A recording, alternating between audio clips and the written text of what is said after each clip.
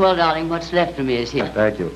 Tell me, why do you call everybody darling? Now you know why, because I can't remember names. It all began when I was a very small child. In an era where same-sex relationships were taboo, Tallulah Bankhead openly flaunted her affairs with women, boldly declaring to the press, "I've tried several varieties of sex. The conventional position makes me claustrophobic, and the others give me either stiff neck or lockjaw." But her unapologetic defiance didn't stop there. During a London performance of the Censor, she stunned the audience by performing a scene completely nude under her fur coat. When questioned, she cheekily replied, "Darling, I'm sorry, I left my knickers at home." Actress Jane Cowl remarked, "Her face is like an evil flower. She's one of the most violently beautiful women I've ever seen." Tallulah's rise to fame coincided with the Roaring Twenties, an era that seemed tailor-made for her larger-than-life personality. She quickly became known not just for her acting abilities, but for her outrageous behavior both on and off the stage. One of Tallulah's most notorious traits was her open and unabashed addiction to drugs and alcohol. She was known to consume a quart of bourbon daily, a habit that began in her early 20s and continued throughout her life. But alcohol was just the beginning. Tallulah's drug use was equally prolific and varied. She regularly indulged in a dangerous cocktail of prescription medications, including Seconal, a barbiturate, Benzedrine, an amphetamine, Dexamyl, a combination of dextroamphetamine and amobarbital, and morphine. This potent mixture fueled her wild antics and razor-sharp wit, but also led to severe health issues and erratic behavior. During performances, she would often ad-lib lines or forget them entirely, her intoxication evident to both cast and audience. One co-star recalled, "Working with Tallulah was like trying to act in the middle of a hurricane. You never knew what she was going to do or say next." Tallulah's drug use wasn't just a personal indulgence. It became an integral part of her public persona. She would openly discuss her habits in interviews, shocking journalists with the candor. When asked about her prodigious consumption, she famously quipped, "My father warned me about men and booze, but he never mentioned a word about women and cocaine." Her exhibitionism was another hallmark of her scandalous persona. Tallulah reveled in shocking onlookers with impromptu displays of nudity. She would perform cartwheels in crowded rooms, deliberately flashing her underwear or bare bottom to create a stir. During one memorable incident at a high society party in New York, she climbed atop a grand piano, stripped naked, and proceeded to recite Shakespeare sonnets to the stunned guests. When asked about her penchant for nudity, she brazenly declared, "I am as pure as the driven slush." Tallulah's exhibitionism wasn't confined to private parties. She often incorporated it into her stage performances, much to the chagrin of her co-stars and directors. During a production of The Skin of Our Teeth, she deliberately went commando and positioned herself to give the audience an eyeful.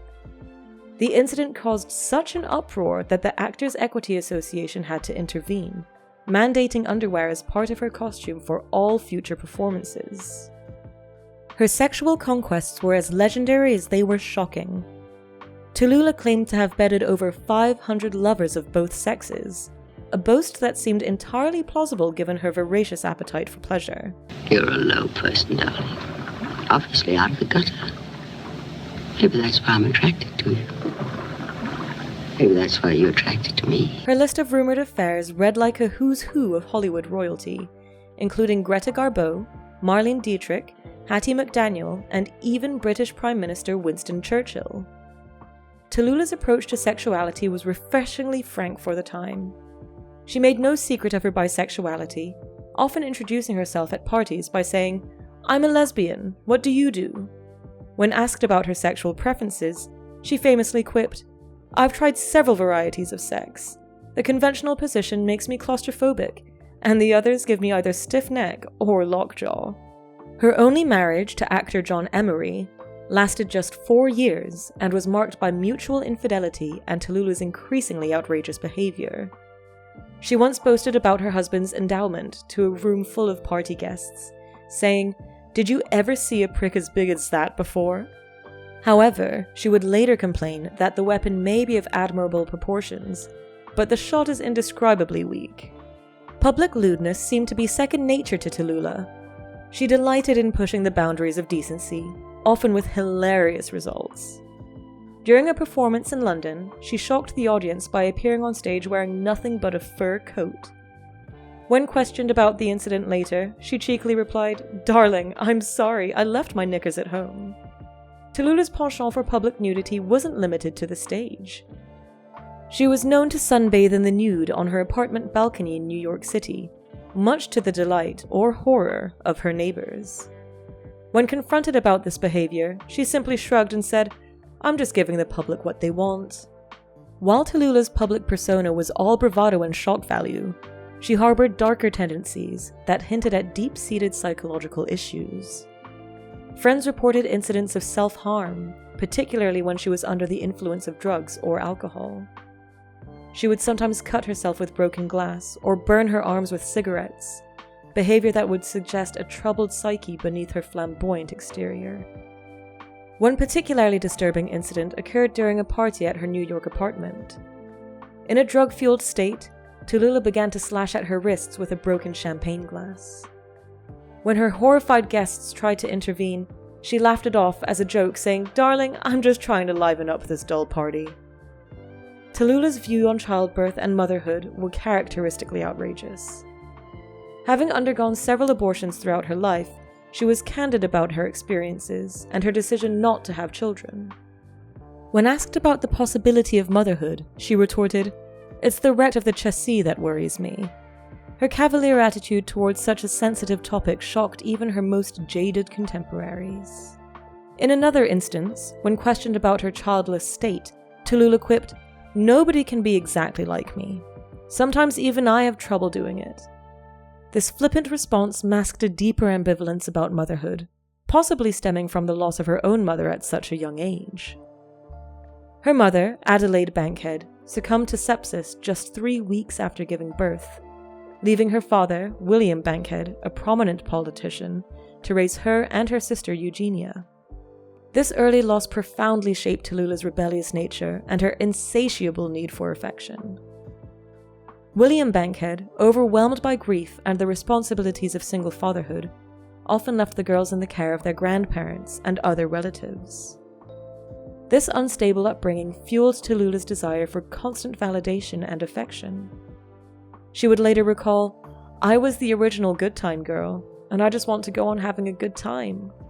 From a tender age, Tallulah displayed a flair for the dramatic. She would often perform impromptu shows for her father's friends, mimicking vaudeville acts she had seen. These performances, filled with suggestive dialogue and sultry moves, hinted at the provocative star she would become. Her childhood was a tumultuous journey through convent schools, where her free spirit resisted the strict environment meant to control her. At the age of 15, Tallulah won a movie magazine beauty contest, which led to her first acting role in silent films. However, it was on the stage where she truly found her calling.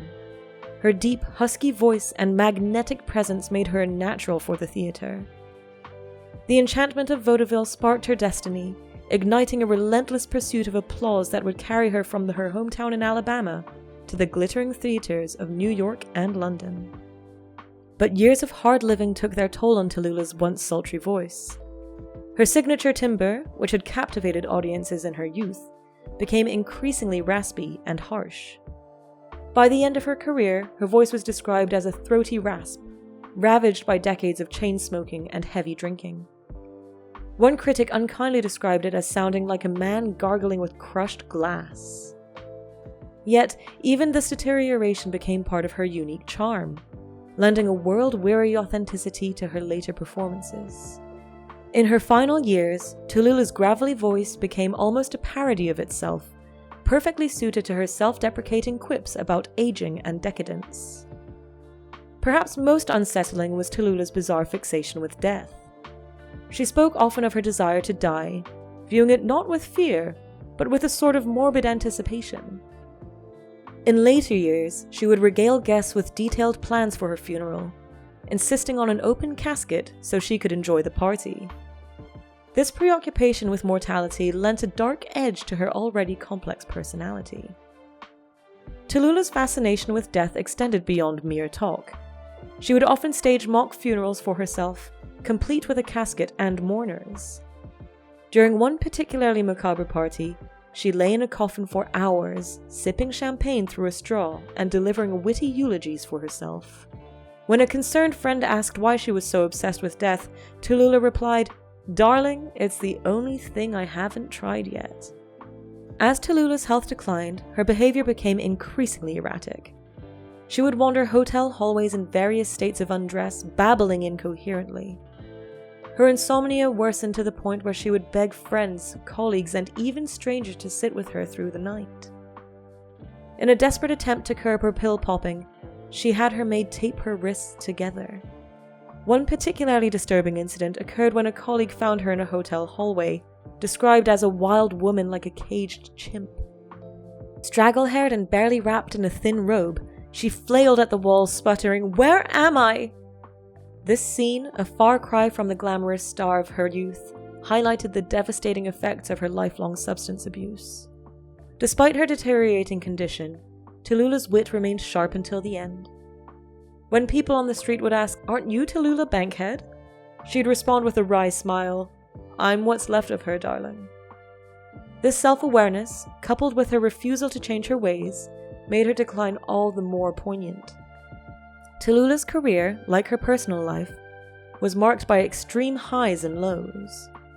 She achieved great success on both stage and screen, earning critical acclaim for her performances in plays like The Little Foxes and films such as Alfred Hitchcock's Lifeboat. However, her erratic behavior and substance abuse often sabotaged her professional relationships and led to missed opportunities. One of the most significant disappointments of her career was losing the role of Scarlett O'Hara in Gone with the Wind to Vivien Leigh. Tallulah had campaigned vigorously for the part, believing herself to be the perfect embodiment of the passionate Southern belle. When she learned she hadn't been cast, she reportedly went on a 3-day bender, emerging only to quip, "The only thing I regret about the whole affair is that I wasn't born a man so I could call that little prick David Selznick out and shoot him." Despite her setbacks, Tallulah remained a force to be reckoned with in the entertainment industry. Her radio show, The Big Show, was a massive hit in the early 1950s, showcasing her quick wit and ability to ad-lib. Even as her film career waned, she continued to make memorable appearances on television and in theatre productions. Tallulah's influence extended beyond the realm of entertainment. She was an outspoken advocate for civil rights and women's liberation, using her platform to challenge societal norms and prejudices. Her openness about her sexuality and her refusal to conform to traditional gender roles made her an unlikely icon for the LGBTQ+ community. In her later years, Tallulah's health problems multiplied. She suffered from emphysema, pneumonia, and malnutrition, all exasperated by her continued substance abuse. Yet, even as her body failed her, her spirit remained indomitable. When advised by doctors to give up smoking and drinking, she famously retorted, "If I have to give up either cigarettes or alcohol, I shall choose cigarettes." Tallulah Bankhead died on December 12, 1968, at the age of 66. Her final words, codeine, bourbon, encapsulated the dichotomy of her existence. A woman of intense talent and charisma, ultimately undone by her own excesses. As she once said, "If I had to live my life again, I'd make the same mistakes, only sooner."